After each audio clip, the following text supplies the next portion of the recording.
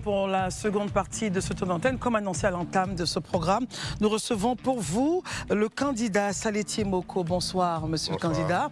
Vous avez fait donc acte de candidature à la CEU, c'était donc hier. Revenons sur vos parrainages, 44 000 selon les chiffres donnés. Vous attendiez 37 000, 44 000 finalement. Le peuple de Côte d'Ivoire vous pousse-t-il vers le palais ? Merci de me recevoir sur votre plateau. C'est avec grand plaisir. Nous avons été sur le terrain pour collecter les parrainages. Pour nous, c'était une première expérience, puisqu'en 2020, nous n'étions pas candidats. Donc, c'était un peu aller à l'aventure pour les parrainages. Et donc, moi, j'ai été sur le terrain et j'ai parcouru 7 régions. J'ai fait 82 meetings dans 82 villages, 17 départements, 22 sous-préfectures. Et donc, nous avons été vraiment sur le terrain pour collecter les parrainages. Et donc, les Ivoiriens nous ont très bien accueillis. Résultat, nous avons pu avoir 44 000 parrainages, là où les 1% dans les régions qu'on avait choisies nous donnaient 37 000. Donc nous avons nos parrainages complets et nous avons une bonne réserve au cas où le Conseil constitutionnel dirait qu'il y aurait des doublons. Vous vous sentez proche du palais en ce moment ? Il y a encore de la marge, parce qu'aucune élection n'est gagnée d'avance. Ce sont les Ivoiriens qui décident, ils sont souverains et donc ils apprécieront au moment venu. Très bien, Lisée. Je pense que le débat peut s'ouvrir désormais pour M. Assalé et son mouvement ADCI. Là, il faut maintenant, je pense que franchir l'étape maintenant de convaincre les Ivoiriens. Donc, je suis en droit de vous poser la question de savoir aujourd'hui sur quoi se fonde le programme de M. Assalé. C'est quoi les piliers du programme de M. Assalé? Alors, écoutez, avant de répondre à cette question, je voulais faire une précision parce que je suivais la première partie du débat à la télévision et il y a Herman qui parlait de préférence nationale. Oui. ADCI, nous ne sommes pas pour la préférence nationale. Vous êtes pour quoi? Nous sommes pour la priorité nationale. Différence. Il y a vraiment une nuance. Quelle est la différence? La préférence nationale est un peu exclusionniste. La priorité nationale est intégrationniste. Nous sommes avec tout le monde, mais nous donnons la priorité aux nationaux. Par exemple... Est-ce qu'on n'aboutit pas toujours à la préférence? Non, c'est pas la même chose. C'est pas la même chose. Par exemple, si demain les Ivoiriens nous font l'honneur de nous accorder leur suffrage pour diriger la Côte d'Ivoire, l'une des premières choses que je ferai, c'est de signer un décret automatiquement pour annuler le décret de 2018 qui réduit l'âge des véhicules importés en Côte d'Ivoire. C'est une décision qui a eu un impact économique extrêmement négatif sur la vie des Ivoiriens dans le secteur de l'importation de véhicules. Et donc, vous voyez, quand on parle de priorité nationale, c'est ça. Parce que cette décision a réduit l'accès des Ivoiriens dans ce secteur et dans le même temps a multiplié par 3 le chiffre d'affaires des multinationales. Vous voyez, c'est un peu ça la nuance. Nous ne chassons pas les autres, nous disons, on travaille ensemble, nous vivons ensemble, mais pour des questions d'intérêt, c'est les Ivoiriens d'abord. Très bien. Maintenant, sur la question que vous avez posée, ADCI a conçu un projet qui a pour nom construire une société de confiance. Ce projet a 16 piliers. Ça part de la sécurité jusqu'à la jeunesse, aux femmes, à l'économie, à la corruption, à l'énergie, à l'agriculture. Il y a beaucoup d'éléments là. Mais les marqueurs que nous voulons utiliser sont très simples. Quel est le modèle de société que nous allons laisser en héritage à nos enfants? Notre pays, depuis une trentaine d'années, a toujours traversé des moments extrêmement compliqués à des périodes précises. Chaque 5 ans ou tous les 10 ans, la Côte d'Ivoire traverse des périodes difficiles. Parce que les institutions n'ont pas été bâties. La politique a été faite de façon qu'elle soit un cercle de règlement des comptes, de division et de soumission de la loi aux intérêts du clan qui est au pouvoir. De sorte que les Ivoiriens aujourd'hui sont dans une dynamique telle qu'ils ne comprennent pas quels sont les enjeux dans lesquels ils évoluent. Donc nous, à ADCI, nous venons avec la notion de société de confiance qui intègre des principes de justice, des principes de méritocratie, des principes d'éducation. Parce que nous pensons qu'en matière d'éducation, la Côte d'Ivoire, c'est vrai, on fait beaucoup d'efforts en termes de construction d'infrastructures, mais nous confondons un peu la scolarisation et l'éducation. Et donc, ces éléments-là, pour nous, sont des choses extrêmement importantes que nous allons pouvoir promouvoir pendant les campagnes qui vont venir. Donc, notre projet de société comprend 16 piliers. Et quand j'entends les gens dire, mais vous ne parlez pas de votre programme de gouvernement, de société, mais ADCI est le mouvement qui, depuis novembre 2024, a publié son projet de société sur son site internet depuis novembre 2024. Tous les éléments que les Ivoiriens doivent savoir sont sur notre site internet depuis novembre 2024. Donc ça comporte 16 piliers que nous allons décliner en programme de gouvernement parce qu'il ne faut pas confondre le programme de société et le programme de gouvernement. Ce sont deux choses différentes. Herman? Bon, moi je voudrais revenir sur son explication par rapport à la préférence nationale et la priorité, qui serait différente de la priorité nationale.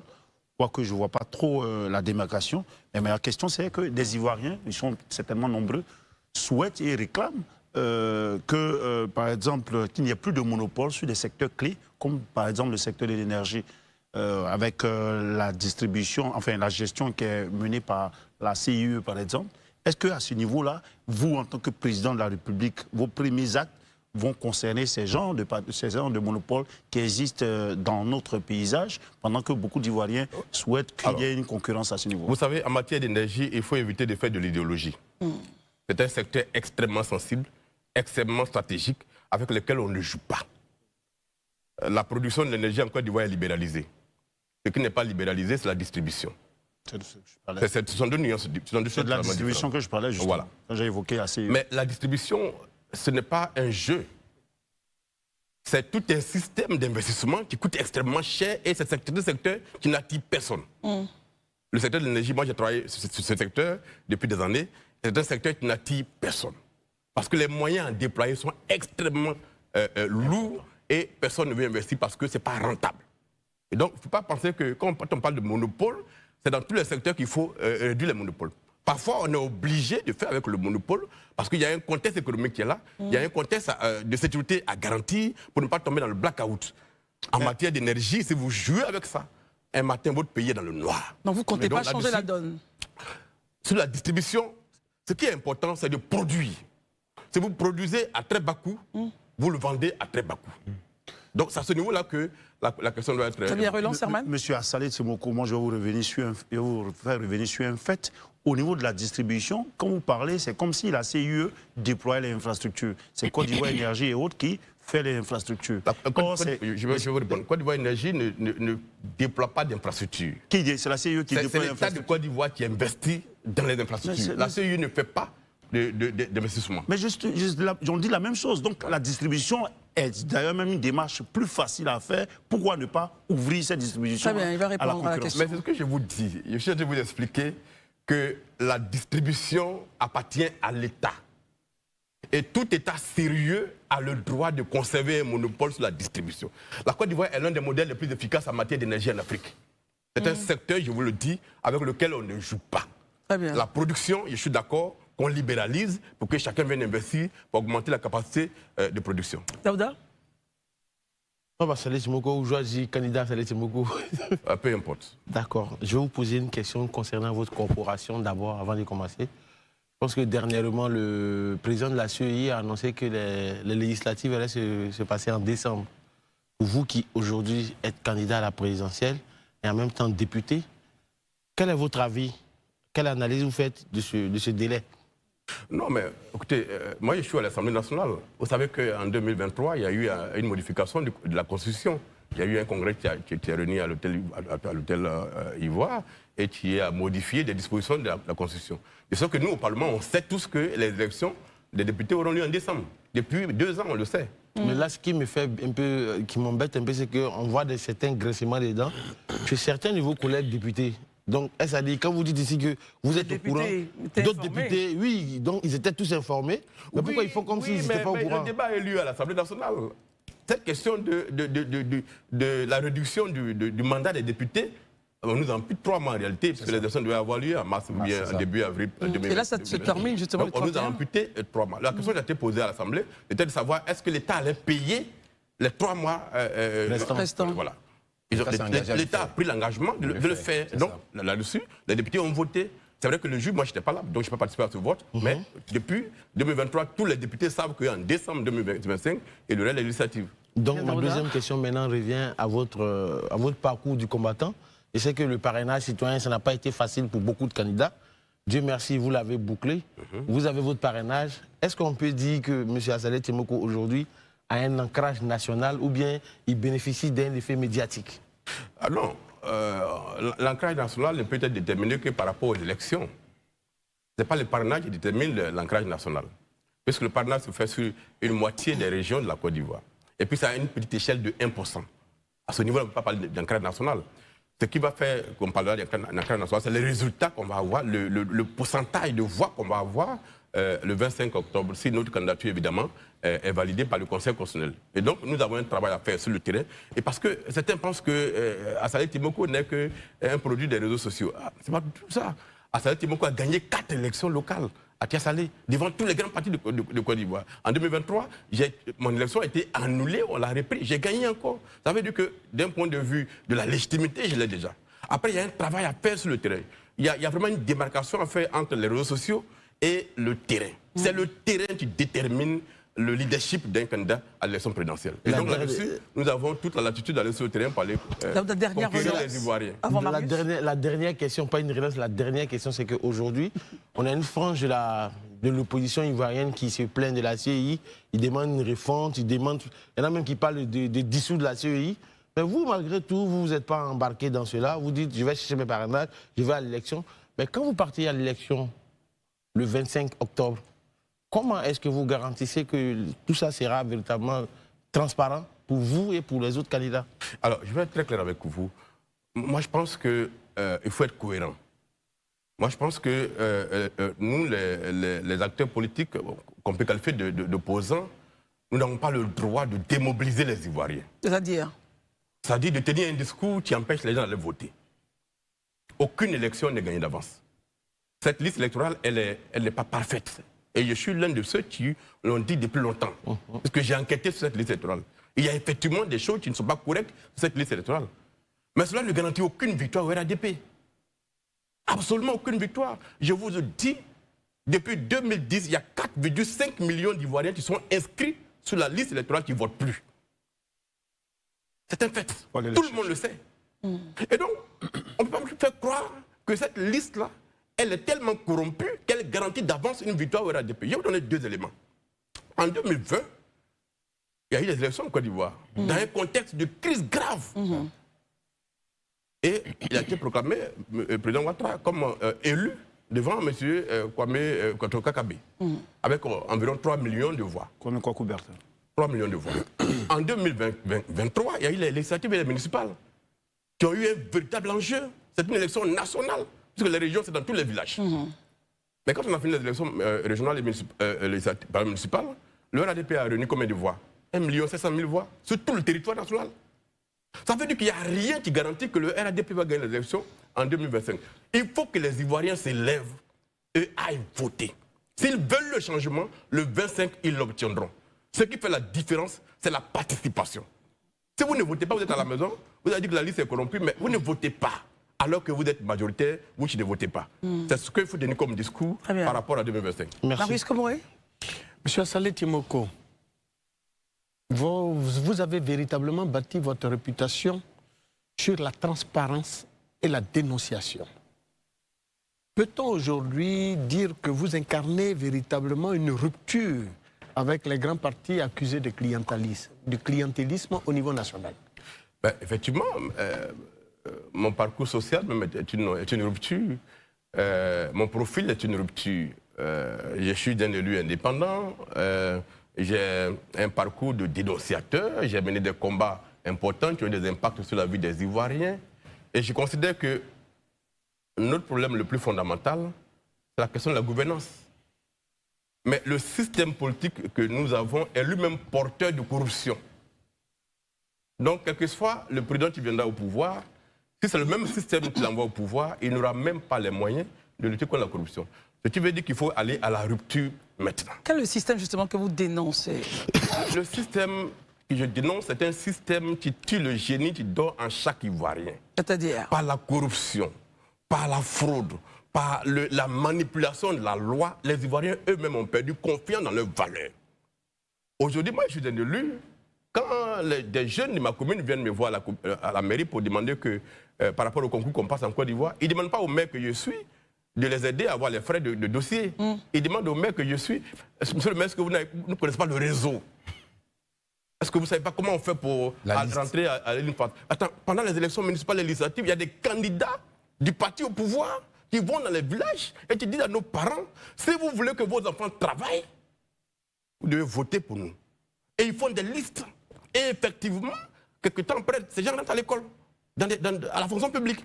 Mais quand vous construisez une telle société, vous ne créez pas le génie qui dort en chacun de nous. Parce que chacun est convaincu qu'il ne pourra pas réussir tant qu'il n'est pas dans le réseau. Cette société-là, nous voulons la remplacer par la société de confiance. Et donc, ce que Marius pose comme question, elle est extrêmement pertinente. Quel est le modèle de société que nous voulons bâtir et laisser en héritage à nos enfants?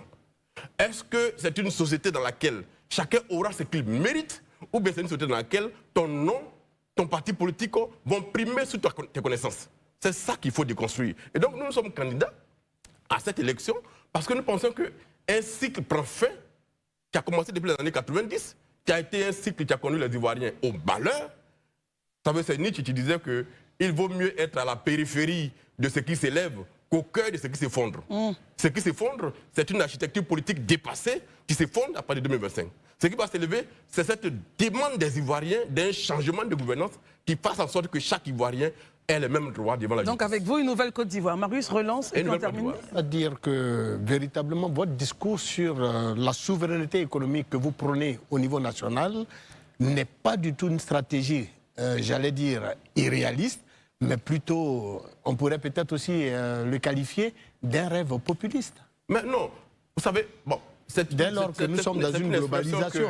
C'est une expression que beaucoup utilisent aujourd'hui. Mais vous savez, le contraire du populisme, c'est la populophobie. Absolument. Soit vous aimez les Ivoiriens, soit vous les détestez. Ce sont deux barques différentes. Et donc, le procès en populisme est un procès qui n'a pas son sens. Quand on s'engage pour les Ivoiriens dans la crise de la data, est-ce que ça produit des résultats pour les Ivoiriens? Bien sûr. Au-dessus, on peut acheter la data à moindre coût. C'est parce que des Ivoiriens, dont moi, se sont levés pour affronter ces gens. Si aujourd'hui on ne paie plus les cotisations COJES en Côte d'Ivoire, c'est parce qu'un élu s'est levé contre ça. Et donc, le combat social a un impact. C'est vrai que, vous savez, moi je suis un peu dans l'esprit un libéral, mais avec une forte dose de social. D'accord? Nous avons les moyens, dans ce pays-là, d'offrir un peu de dignité à chaque Ivoirien. Il suffit de relever un peu le niveau de la gouvernance et de faire en sorte que ce que chacun mérite lui revienne de droit. Parce que le système dans lequel nous vivons est un système qui décourage l'entreprise, est un système qui décourage ceux qui veulent agir pour leur pays. Est-ce que nous voulons abattre? Très bien. Herman, Bon, je reviens. Tout à l'heure, vous avez cité Nietzsche, en parlant de la préférence de rester dans la périphérie au cœur de la machine. Est-ce que c'est cela qui justifie un peu votre isolement ou bien votre éloignement de toute cette opposition que vous estimez peut-être ne pas vouloir faire ménage avec cette opposition? Est-ce que vous, au-delà de cela, vous entendez plus ou moins les préalables ou bien les cris de cette opposition? Oui, mais ADCI a produit un communiqué très clair lorsque des potentiels candidats ont été retirés de la liste électorale. On a produit un communiqué très clair. Dans mon discours de mai à Yopougon, j'ai dénoncé ces exclusions. À Yamoussoukro, le 14 juin, j'ai encore dénoncé les exclusions. Je ne suis pas isolé de l'opposition. Je suis un citoyen qui a son parcours qui lui appartient et qui fonctionne dans sa propre dynamique. Le meeting de Kapsi à Yopougon, ADCI a participé. On y était. La dernière marche de l'opposition à Yopougon, ADCI a participé. On y était. Moi, je n'étais pas là. Mais mon mouvement a participé à ce truc-là. Ça veut dire qu'il y a des combats, il y a des questions sur lesquelles nous partageons le même avis que l'opposition. Mais c'est pas sur toutes les questions que nous partageons le même avis. Et nous voulons rester dans notre... Quelles sont les questions de divergence? Voilà, des divergences, par exemple, c'est la question. Les points de divergence? Les points de divergence que nous avons, c'est de faire croire que l'élection est gagnée d'avance. C'est de faire croire, par le parti au pouvoir, c'est de faire croire que la liste électorale est tellement corrompue qu'elle garantit une victoire automatique au RADP. Nous ne sommes pas d'accord avec ça. Parce que ça, c'est de nature à démobiliser les Ivoiriens et ils n'iront pas voter. Sur la CEI. Et sur la CEI? Bon, sur la CEI, vous savez, moi j'ai fait une proposition de loi sur la CEI. Elle est encore sur la table du Parlement. Laquelle? À savoir que nous devons réformer en profondeur notre CEI. Notre CEI est victime de sa configuration. C'est les partis politiques qui ont voulu cette CEI-là. Moi, j'étais au Parlement quand on a fait la modification de la loi sur la CEI pour intégrer le PPACI dans le bureau central. Mais si vous voyez les minutes de la vidéo de mon intervention, mais j'ai dénoncé les partis politiques. Parce qu'en réalité, ce que chacun veut, c'est de contrôler l'appareil. Nous pensons que cette CEI-là, il faut la réformer. Il faut la réformer en profondeur. Très bien. Mais le temps pour le faire n'est pas maintenant. Comment jugez-vous les propos tenus? Non, vous n'avez pas la parole. non. Oui, c'est vrai. Élisée d'abord, il demandait la parole. C'est vrai. D'accord. Vous avez raison, Christelle. Assalé, à vous, monsieur Assalé, honorable, à vous écouter, on sent que vous portez des valeurs. Est-ce que vous pouvez nous dire exactement ces valeurs que vous portez? Et la deuxième question, on vous a vu en tandem avec monsieur Toby. Là, on vous a vu déposer votre candidature. Ce soir, on a vu monsieur Toby déposer sa candidature. Tout à fait. Doit-on comprendre que c'est juste une alliance de partis qui sont mis ensemble, pardon, d'acteurs politiques qui sont mis ensemble, ou bien c'est, je dis, c'est une fusion qui est prévue, ou bien qui est en vue? Et on veut bien comprendre. Et là, on parle d'un Juna. Alors, sur la première question, quelles sont les valeurs que nous portons? Mais les valeurs que nous portons, tout le monde les connaît. Nous sommes pour la probité de l'engagement politique. Nous sommes pour l'amour du peuple de Côte d'Ivoire. Nous sommes pour que la bonne gouvernance soit le premier facteur pour occuper une fonction dans ce pays. Nous sommes pour que la Côte d'Ivoire s'occupe de ses enfants. Voilà, résumé, quelques valeurs que nous portons. Ensuite, sur un Juna. Sur la coalition qu'on a créée, mais c'est une coalition qui est liée au profil que nous portons. Vincent Toubi et moi, nous portons pratiquement le même profil, nous portons un discours commun sur des questions qui intéressent les Ivoiriens. Notre alliance est stratégique. Ce n'est pas avant la décision du Conseil constitutionnel que nous dévoilons le contenu de l'alliance. Nous attendons le 10 septembre. Si le Conseil constitutionnel valide nos deux candidatures, à partir de ce moment-là, nous prenons une position que vous verrez. Si nous ne souhaitons pas qu'un passe et l'autre ne passe pas, là également, nous prenons une position. Non, on voit déjà qu'il y a une possibilité de fusion quelque part. Bon, ça, c'est une parenthèse. On écoute Daouda. Ils sont déjà fusionnables. Monsieur Assalé Timogo, moi, ma question elle sera vraiment simple. C'est qu'aujourd'hui, techniquement, quand vous regardez un mastodonte comme le RHDP, comment est-ce que vous comptez faire pour gagner face au RHDP aujourd'hui? Quelle est la stratégie que vous mettez en place? C'est vous qui appelez le RHDP mastodonte. Mastodonte par rapport à quoi? Ça fait 15 ans qu'ils sont là quand même. Oui, mais ça fait 15 ans qu'ils n'ont pas été, qu'ils sont indéboulonnables. Ah, non, je peux pas. D'après eux, le bilan il est inattaquable. On va l'écouter. Donc dites-moi, où vous pouvez commencer à attaquer leur bilan? Parce qu'on vous sait très très très fort dans ce domaine. Oui, mais vous savez, ce qui fragilise une partie de l'opposition, c'est parce qu'elle a déjà gouverné. Et donc le RHDP leur oppose le passé. Quel est le passé que le RHDP m'opposait quand j'ai critiqué leur gouvernance?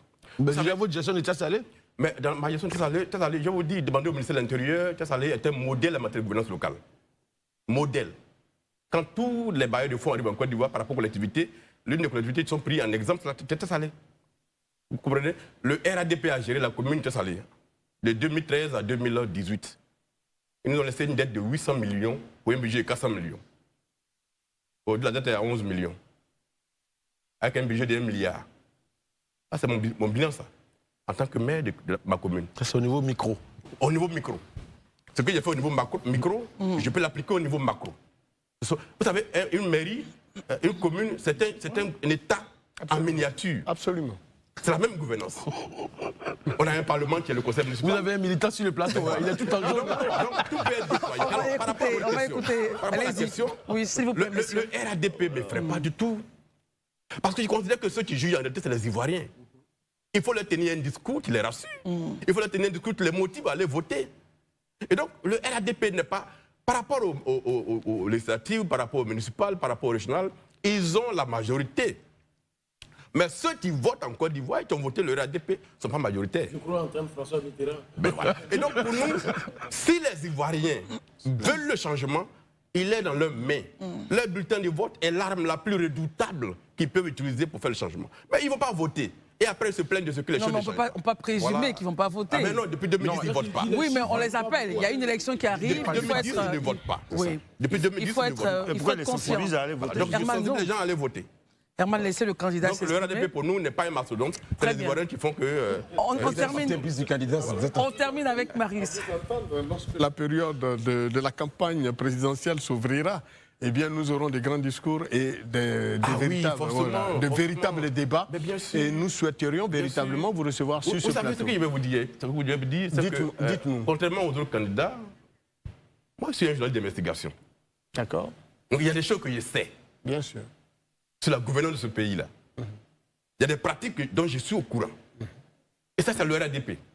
Quand on parle de notre bilan inattaquable, vous savez, le bilan des infrastructures, le débat, on peut le faire. En période de paix, en période de stabilité, n'importe quel président peut avoir les mêmes ambitions de construire des infrastructures.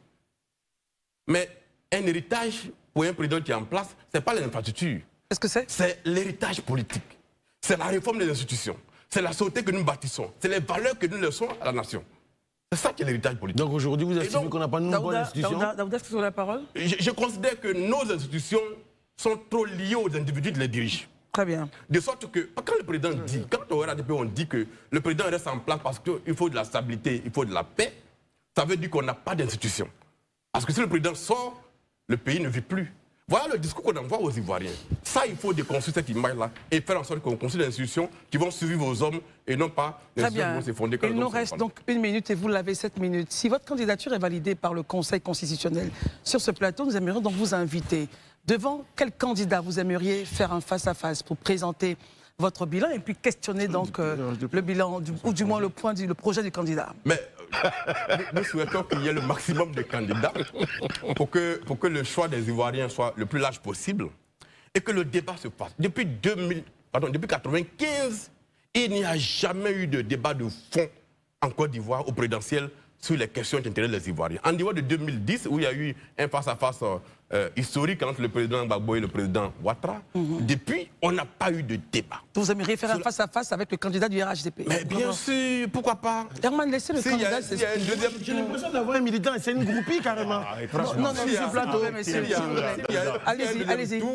S'il y a je serais très heureux d'être en face du candidat du RADP, président au pouvoir depuis 15 ans, qui va défendre son bilan, et moi qui vais venir avec mon projet pour les Ivoiriens, qui pourra supplanter le projet du RADP, parce que ce projet-là, je le conçois depuis 2007. Très bien, on espère en tout cas que les équipes de communication du candidat président sortant Alassane Ouattara nous permettra donc d'avoir ce face-à-face avec vous, puisque vous l'avez demandé. Je voudrais préciser que une fois que le Conseil constitutionnel a validé les candidatures, il n'y a plus de président et d'autres candidats. Bien sûr, on n'est pas encore là. Il y a le candidat et le candidat. Bien sûr, on n'est pas encore. Le parti au pouvoir et tous les autres candidats. Donc on espère en tout cas qu'une fois validé... Pour lui, on a tout le respect qu'il faut. Bien sûr. Mais quand on a la campagne, une fois qu'on sera dans le point de la campagne, vous aimeriez donc faire un face-à-face avec le candidat Alassane Ouattara.